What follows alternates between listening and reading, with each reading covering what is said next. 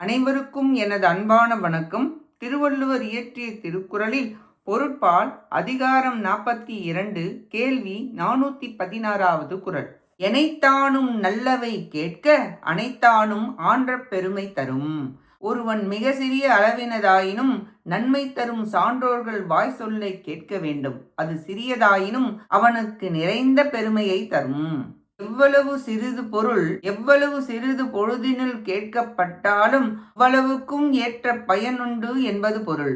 மழை துளி சிறிது சிறிதாக சேர்ந்து பெருவெள்ளமாய் பயன் தருதல் போல நல்லதை கேட்பதும் சிறிது சிறிதாக சேர்ந்து வளரும் என்பது கருத்து. உறுதி பொருட்களை நல்லவைகளை சிறிது சிறிதாக கேட்க அது மிக நிறைந்த பெருமையை தரும்.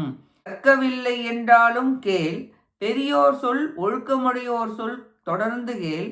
சிறிது சிறிதாக கேட்டாலும் அது நிறைந்து துன்பப்படும் பொழுது துணையாகவும் வரும், எல்லா அறிவையும் தரும் என்று விளக்குகின்றார். இக்குறளாலும் கேட்டார்க்கு வரும் நன்மை கூறப்பட்டது. நன்றி, வணக்கம்.